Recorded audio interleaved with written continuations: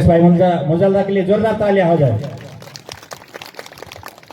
सभी साथियों को जोहार, जिंदाबाद, जय आदिवासी। सर्वप्रथम आलिया भील और छितु किराड़ की कर्मभूमि को नमन हमारे खतरी पूर्वजों को और आप सभी क्रांतिकारी साथियों को मेरा क्रांतिकारी जोहार, जिंदाबाद, जय आदिवासी। साथियों, सबसे पहले तो आप ये मत सोचना कि आप कम लोग हैं। आप ही लोग आखिरी तक बैठे हो, आप ही लोग आगे की क्रांति लेकर आएंगे। आप वो दमदार लोग हैं, इसलिए आप सबके लिए एक बार जोरदार तालियां बजा दीजिए, क्योंकि अंत तक बैठने वाले ही लड़ाकू होते हैं। जो छितु किराड़ जी थे, जो टंट्या भील थे, जो बिरसा मुंडा थे, वो भी अकेले चले थे। धीरे धीरे कारवा बड़ा हुआ था और उसी के रास्ते पर आप लोग भी चलने वाले हैं और आगे हम लोग जल जंगल जमीन बचाने की बात करने वाले हैं, इसलिए गर्व है हम लोगों को। अभी जब हम लोग यहाँ पहुंचे, पहले तो माफी चाहेंगे, काफी लेट पहुंच पाए। सतीश दादा ने सारी बात आपको बता दी कि किस प्रकार से हम पे प्रहार हो रहा है। और आज हम लोग जो अंतर्राष्ट्रीय आदिवासी अधिकार दिवस मना रहे हैं, आदिवासियों के अधिकारों के लिए ये दिन मनाया जाता है, लेकिन कोई भी नेता हमको यह आके नहीं बताता कि आदिवासियों का अधिकार दिवस भी होता है। कम से कम आदिवासी हक अधिकारी की लड़ाई के लिए हम लोग भी आगे आएंगे। ये हमको सोचने समझने की जरूरत है। ये जो आपका सोनवा है, सोनवा के पास में ककराना है, यहाँ पे मथवाड़ है। अभी क्या हुआ, 4 दिन पहले बारिश ज्यादा हुई, सरदार सरोवर डैम के गेट नहीं खोले। वहां पर एक आदमी का बर्थडे मनाने के लिए उसके गेट नहीं खोले। पूरे मध्य प्रदेश और गुजरात में पानी भर गया। जो दोपहर बारिश नहीं था वहां भी पानी भरा या नहीं भरा। जो प्रशासन कहता था कि डूब क्षेत्र है ही नहीं, उनके घरों में भी, उनके खेतों में भी पानी भर गया। तो ये फिर इसके जिम्मेदार कौन है? जो नेता है, जो प्रशासन के लोग हैं, जो सही से सर्वे नहीं कर पाए और आदिवासियों को डुबा रहे हैं। या आप तो आदिवासियों को पानी भर के डुबा रहे हैं, वो जमीन भी आपसे ले लेंगे। धीरे धीरे फिर यहाँ पर 8 लेन 4 लेन रोड बनाएंगे, उसके नाम पर भी आपकी जमीन ले लेंगे। फिर आपको यहाँ से सोनवा छोड़कर कहीं और जाना पड़ेगा। आप गुजरात जाओगे, महाराष्ट्र जाओगे, छत्तीसगढ़ जाओगे, वहां जाके आपको रहना पड़ेगा।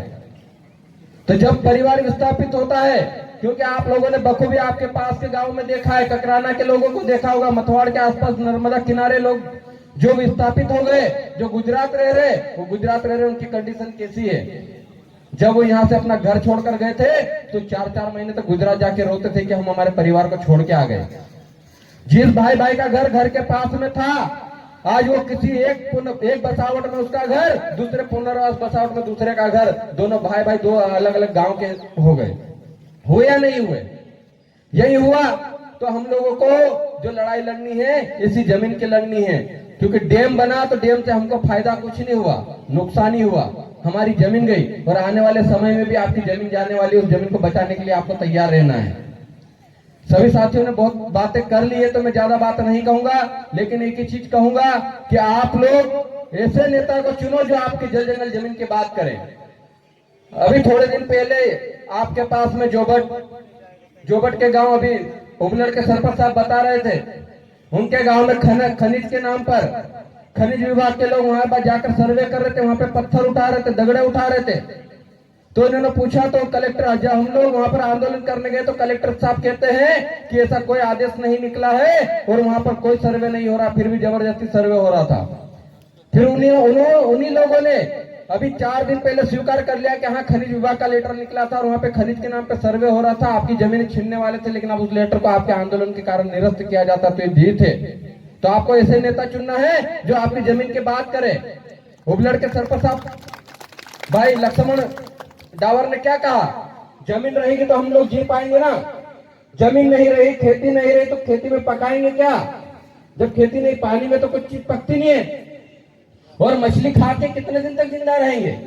पानी पीकर कितने दिन तक जिंदा रहेंगे? खाने के लिए हमको अन्न तो चाहिए। तो उस जमीन को बचाने के लिए आप लोगों को तैयार रहना है। आने वाले समय में ये सब जमीन बचाने वाले हैं। यहाँ पे कुछ बुजुर्ग दादा भी बैठे हैं। ये जो राजनीति है, नेतागिरी जब तक चल रही तब तक चलाना है, तब तक चलाते हुए हमको सही नेता चुनना है। ऐसा नेता नहीं चुनना है जिसको चुन के वहां भोपाल में भेजे ना, चुपचाप बैठे रहे, सो जाए, टेबल ही ठोका करे। आपकी जमीन की लड़ाई लड़ने वाले नेता को चुनना शुरू कर दो आप, तब आपकी जमीन बचेगी। नहीं तो ये आने वाले समय में आपकी जमीन छिन जाएगी। हमारी लड़ाई, सबसे बड़ी लड़ाई हमारी जल जमीन की है। हमारे यहाँ से अगर हम लोग कहीं गुजरात जाते हैं तो हमारे रीति रिवाज, हमारी संस्कृति, हमारी बोली, हमारी भाषा सब कुछ चेंज हो जाती है। गुजरात में जाके आधे लोग गुजराती बोलने लग गए, आपकी स्थानीय भाषा खत्म हो गई। तो ये सब चीजें बचाने के लिए हमको संघर्ष करना पड़ेगा और आने वाला समय में और भी कार्यक्रम होंगे, हम लोग आएंगे। लेकिन आप लोगों को एक ही चीज दिमाग में रखना है कि सब लोगों को ये बताना है कि जो हमारे जल जमीन भाई वोट मांगने आए तो उससे पूछना कि अभी ये सरदार सरोवर में इतना पानी भरा है, अगले साल कितना पानी और आएगा और उसमें हमारे गांव डूबने जाएंगे तो तू आवाज उठाएगा कि नहीं उठाएगा, और अभी जितने गांव डूबे उसमें तुमने आवाज क्या उठाई कि नहीं उठाई, ये पूछना। उसके बाद वोट देना, नहीं तो जमीन छिन जाएगी, तुम्हारा वोट की कीमत कुछ नहीं। तुम्हारी जमीन छिन गई तो अगली बार तो ये विधायक भी नहीं रहेगा, अगली बार तो गुजरात के किसी व्यक्ति को वोट देना पड़ेगा। तो वहां जाना है या अपनी जमीन पे रहना है, या आपको तय करना है। तो बस इतना ही कहूंगा। आज अधिकार दिवस है, संवैधानिक अधिकारों के बारे में आदरणीय सतीश दादा ने बहुत कुछ बता दिया। मुझसे पूर्व वक्ता भाई मुकेश रावत जी ने भी बहुत अच्छी बात बताई, अरविंद गणेश जी ने बोला, सभी साथी बात बता चुके हैं। बस मैं इतना ही कहकर अपनी वाणी को समाप्त करता हूं। आप सभी को बहुत बहुत धन्यवाद। जिंदाबाद, जोहार, अमोखा, अमोखा।